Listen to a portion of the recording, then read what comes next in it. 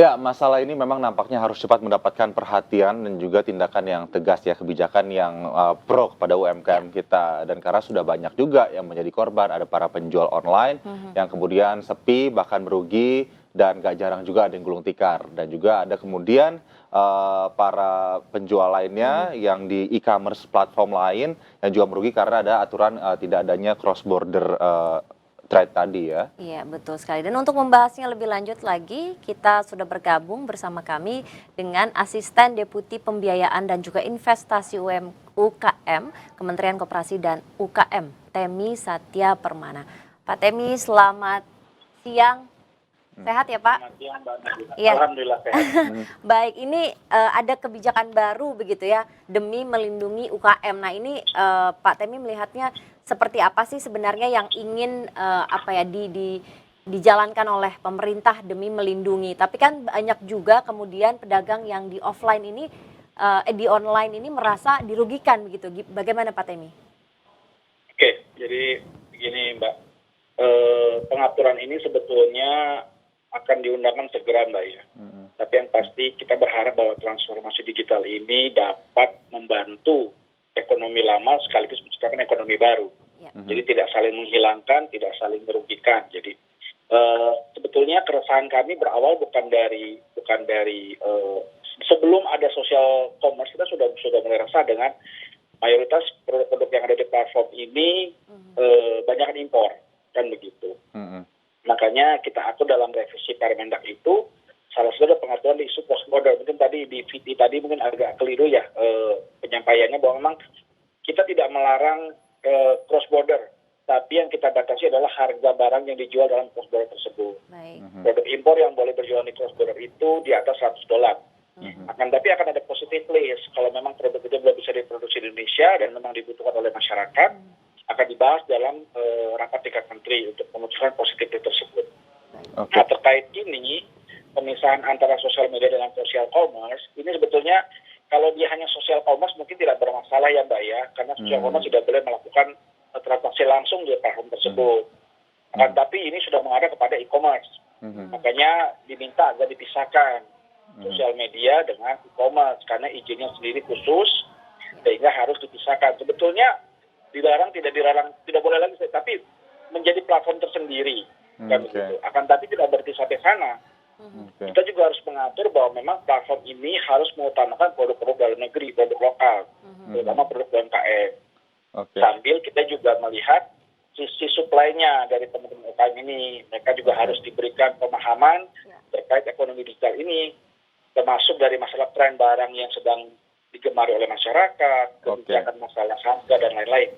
Begitu Mas Aldi dan sebagainya. Pak Temi, kalau kita melihat secara lebih luas lagi begitu terkait dengan aturan cross border untuk perdagangan di Indonesia ini, kan sekarang yang terus disoroti adalah TikTok Shop gitu ya, karena ada barang-barang yang dijual dengan harga yang tidak masuk akal, murahnya sangat murah, mematikan UMKM. Tapi apakah ini hanya terjadi di TikTok Shop saja? Bagaimana dengan e-commerce lainnya? Apakah e-commerce lainnya ini sudah sesuai menaati aturan terkait dengan pricing yang ditetapkan oleh pemerintah agar tidak mematikan UMKM yang ada? Ini tadi saya sampaikan di awal ya, sebetulnya sorotan kami bukan hanya kepada platform dari Mas Debet tadi. Platform lain pun kita soroti. Bukan hanya terkait kebijakan harga murah, tapi juga terkait barang-barang palsu yang masih beredar. Terus saya tadi pagi masih ngecek platform masih ada juga menjual barang-barang pakaian bekas impor. Ilegal ya, ini ilegal, masih dijual juga. Artinya seharusnya kan sebagai pengelola platform ini harus lebih aktif dalam mengawasi persaingan usaha ya, termasuk barang-barang yang memang kita anggap ilegal, ya kita ditunda semua regulasi ilegal itu harus mulai di take down. Juga termasuk harga, kita kan juga harus memberikan perlakuan seimbang ya. Kami sudah bicara dengan TikTok ya, kita sudah undang 2 kali, kita rapat dengan mereka, tapi terkait kebijakan harga, tapi memang kalau memang diberikan kebijakan harga terhadap produk impor, juga harus diberikan hal yang sama kepada produk lokal, kan begitu. Tapi yang pasti kita ingin memberikan porsi yang seimbang nih Mas Aldi, antara produk lokal, produk impor dalam platform, dan juga pasar online dan pasar offline. 2 minggu ini kami, sebentar Mas, 2 minggu ini kami berkunjung ke Tanah Abang dengan Pak Menteri juga kemarin ke pusat produksi tekstil dan PPT di Majalaya Bandung, dua-duanya lesu Mas.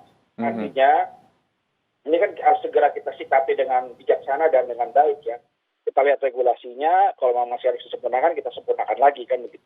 Tapi mungkin Permendak ini mungkin hari ini ya harus sudah terbit, sehingga ini akan memberikan pengaturan yang lebih seimbang antara online dengan offline. Itu Mas Aldi. Pak Temi, ada informasi juga menurut TikTok ini mereka kan juga ikut membantu UMKM. Nah, ini bagaimana tanggapannya Pak? Apakah kemudian memang ada produk UMKM, ada juga produk-produk yang memang bukan begitu. Nah, ini nantinya akan seperti apa begitu diatur kebijakannya sedemikian rupa sehingga adil untuk semua? Gini Mbak, platform sebesar TikTok, kami minta untuk memberikan data kepada kami. Berapa jumlah seller mereka, barang apa saja yang dijual, dan produk mana saja.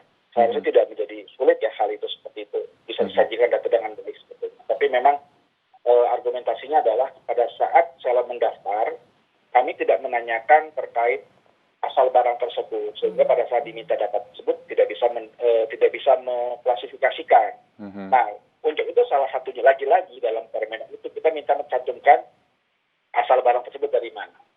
Juga memberikan informasi yang jelas terhadap produk yang dijual, kalau memang dia produk impor. Dan begitu. Dan juga wajib mengikuti sertifikasi dan standarisasi yang berlaku di negara kita. Kalau dia skincare, kosmetik itu harus ada BPOM, harus ada izin halal. Kalau makanan juga begitu. Artinya ini merupakan regulasi yang memang kita buat agar mengatur, menata lebih baik lagi pasar online seperti pasar offline. Begitu Mas. Oke, Pak Temi, lalu bagaimana langkah pengawasan yang akan dilakukan nantinya Pak untuk barang-barang impor dari yang berasal dari cross border ini agar bisa mematuhi segala aturan kebijakan yang sudah ditetapkan begitu, sekaligus juga melindungi para UMKM, para pedagang kita baik itu di e-commerce ataupun pedagang offline, Pak. Oke, ini sekarang ini kan tadi untuk barang-barang yang cross border ya, cross bordernya artinya pedagangnya dari luar negeri menjual produk luar negeri kepada konsumen di negara kita.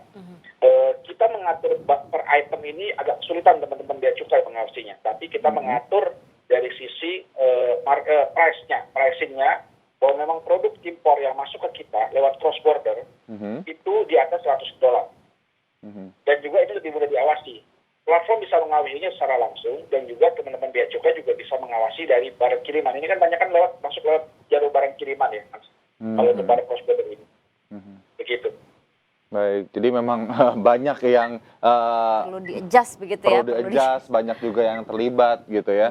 Tapi untuk meningkatkan kemudian Pak, saat ini kan kita nggak bisa pungkir ya kalau belanja online itu sudah menjadi tren kegemaran konsumen masyarakat gitu. Nah, bagaimana agar UMKM kita ini memiliki skill juga yang terlatih agar mereka juga bisa memasarkan produk secara online gitu. Jadi instead of hanya mengandalkan offline saja, tapi juga para UMKM kita ini memiliki kemampuan untuk bersaing juga di dunia digital, Pak. Ya, apalagi mungkin pedagang-pedagang yang seperti di Tanah Abang, seperti itu Pak, yang mereka sudah terbiasa dengan offline gitu.